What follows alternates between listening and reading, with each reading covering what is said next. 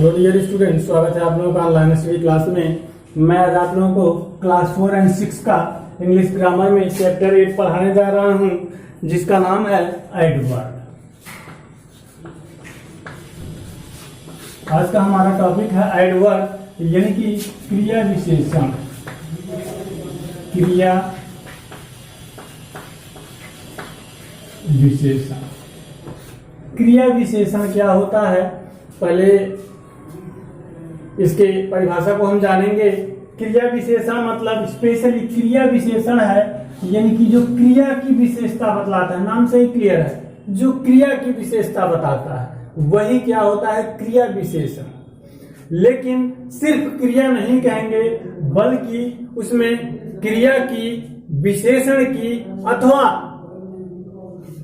खुद क्रिया विशेषण की भी जो विशेषता बताए वही हमारा क्रिया विशेषण होता है। क्रिया विशेषण सिर्फ क्रिया की ही नहीं, बल्कि नाउन प्रोनाउन को छोड़ दिया जाए तो पूरे पार्ट की, जो भी उस वाक्य में दिया गया सबकी विशेषता बतलाता है, वही हमारा होता है क्रिया विशेषण। इसका डिफिनीशन देखेंगे।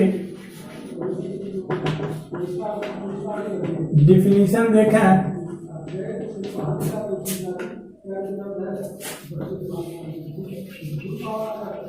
an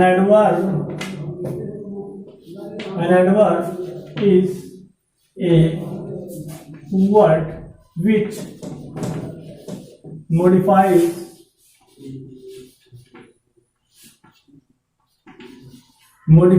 a verb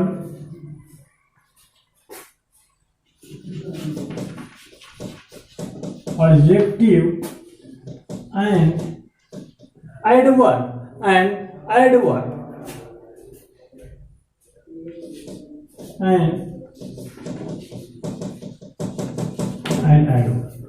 is called, चाहे तो आगे लिख सकते हैं, is called adverb। यानी कि एडवर्ब वह एक शब्द है जो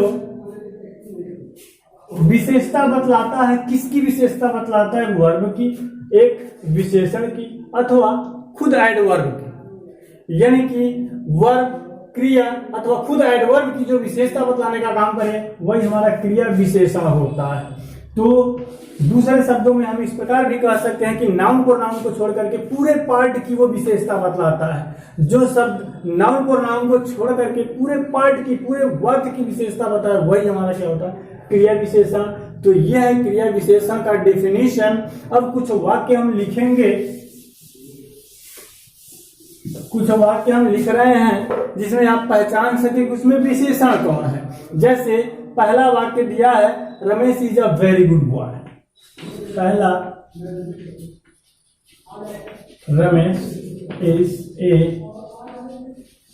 वेरी गुड बॉय, पहला। दूसरा वाक्य है, दिया है she walks slowly. Sita walks slowly. ये ध्यान रखेंगे, बनता कैसे वो सब आपको बताया जाएगा। तीसरा वाक्य दिया हुआ है, तीसरा वाक्य है वी रन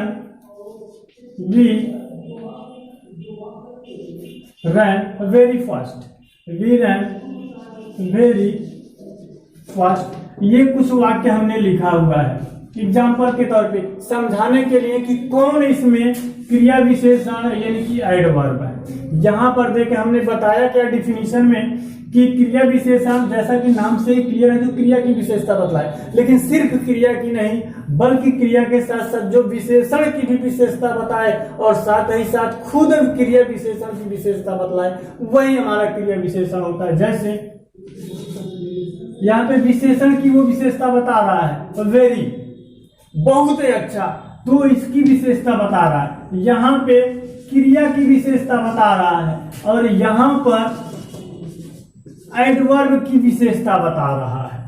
तो ये तीनों वाक्य लिखा हुआ है हमने कि जहां पे क्रिया की, विशेषण की अथवा क्रिया विशेषण की विशेषता बताए वही हमारा क्या होता है, वही हमारा एडवर्ब होता है। तो ये वाला हमारा ये शब्द वेरी स्लोली और यहाँ पे वेरी क्या है, वही क्या हमारा एडवर्ब है, क्रिया विशेषण है। यहाँ पे विशेषण की, यहाँ पे क्रिया की और यहाँ पर क्रिया विशेषता बतला रहा है, यही हमारा क्रिया विशेषण है। अब देखें आगे क्या दिया हुआ है। हालांकि क्लास 4 में बस इतना ही दिया है, लेकिन चूंकि क्लास 6 को भी हम लेकर के चल रहे हैं, इन दोनों क्लास को एक साथ पढ़ाने का मतलब यही है कि इन दोनों क्लास में 8वें नंबर चैप्टर पे यही एडवर्ब दिया हुआ है, इसलिए इसको कंबाइन बताया जा रहा है। अब देखेंगे kinds of adverb. Kinds of adverb क्रिया विशेषण के प्रकार। क्रिया विशेषण के प्रकार, क्रिया विशेषण कितने प्रकार के होते हैं इसके बारे में। तो वैसे तो क्रिया विशेषण कई प्रकार के होते हैं, लेकिन आप लोगों के टॉपिक में बस केवल 4 प्रकार के दिए हुए हैं, जिसमें से पहला प्रकार क्या है, adverb of manner. Adverb of manner. Adverb of manner वो एडवर्ब है किसका है, मैनर का। मैनर मीन्स होता है तरीका या ढंग, यानी कि वह शब्द जो ढंग बतलाए, यानी कि कार्य किस ढंग से किया जा रहा है, बिल्कुल नाम से ही क्लियर है। अगर आप नाम को समझ गए तो एडवर्ब को पहचानने में कोई दिक्कत नहीं होगी। यहाँ पे दिया हुआ है मैनर, और मैनर मीन्स होता है ढंग, अर्थात कार्य करने का तरीका क्या है। तो एडवर्ब कई प्रकार के होते हैं, जिनमें से पहला एडवर्ब ऑफ मैनर दिया है कार्य करने का, उसमें ढंग देखेंगे। तो अगर जो वाक्य लिखा गया उसमें कार्य करने के ढंग को बताया गया है, तो वही हमारा एडवर्ब होगा। और कौन सा एडवर्ब होगा, तो एडवर्ब ऑफ मैनर। जैसे एग्जांपल हम देखेंगे यहाँ पे, Neha works hard. Neha works hard, ये एग्जांपल हमने लिखा हुआ है। देखें यहाँ पे नेहा वर्क्स कार्य करती है या परिश्रम करती है, हार्ड कठिन। नेहा कठिन परिश्रम करती है या कठिन कार्य करती है। तो यहाँ पे देखें जो कार्य करने का वो कार्य की विशेषता बता रहा है कि वो कार्य कैसे कर रहा है, तो कार्य की विशेषता बता रहा है कि वो विशेषण हो गया। अब वो कौन सा विशेषण है ये जानने के लिए देखेंगे कि वो कार्य करने का तरीका क्या है या किसको वो संकेत कर रहा है। तो जिसको संकेत करेगा वही हमारा एडवर्ब हो जाएगा। यहाँ पे हार्ड जो है मैनर को, मैनर दर्शा रहा है ढंग, कार्य करने के ढंग को दर्शा रहा है, तरीके को दर्शा रहा है, इसलिए ये क्रिया की विशेषता बता रहा है। तो क्रिया विशेषण, और ये चूंकि कार्य करने के ढंग को बता रहा है, तो ये हमारा हो जाएगा एडवर्ब ऑफ मैनर, यानी कि ये हार्ड जो है मैनर को दर्शा रहा है, एडवर्ब ऑफ मैनर इसे बोलेंगे। यानी कि रीतिवाचक क्रिया विशेषण, इसको हिंदी में हम रीतिवाचक क्रिया विशेषण कह सकते हैं। तो ये हो गया रीतिवाचक क्रिया विशेषण या एडवर्ब ऑफ मैनर, कार्य करने का ढंग दर्शाया गया इसमें। दूसरा दिया है, दूसरा एग्जांपल देखेंगे एडवर्ब ऑफ टाइम। अब देखें टाइम, यहाँ पे समय, इसका एग्जांपल देख लेंगे। I am going to school now. I am going to school now. यहां पे देखें नाउ आ गया है। नाउ, लेट, टुडे, यस्टरडे, ये सभी हमारे टाइम को दर्शा रहे हैं। Now, at, late, today, yesterday, ये जो वर्ड हमारे टाइम को दर्शा रहे हैं। यही देखना है हमको कि वह शब्द जो या तो क्रिया का, या तो विशेषण का, या तो क्रिया विशेषण का विशेषता बतला रहा है, वही क्रिया विशेषण। लेकिन अब जो क्रिया विशेषण जब पता चल जाए तो वहां पर देखेंगे कि वो जो क्रिया विशेषण है किस टाइप का है। कहीं वो मैनर को नहीं दर्शा रहा है कि वो टाइम को दर्शा रहा है कि वो प्लेस को दर्शा रहा है, तो जिसको वो दर्शाएगा वही हमारा एडवर्ब हो जाएगा। जैसे यहाँ पे देखें, ये प्रोनाउन हो गया, ये वर्ब हो गया, ये भी वर्ब है। अब वर्ब दो बार आ गया, ये कौन सा वर्ब, ये कौन सा वर्ब है, तो ये हेल्पिंग है, ये मेन वर्ब है, ये क्या है प्रीपोजिशन, ये नाउन, तो ये क्या है, वही एडवर्ब है।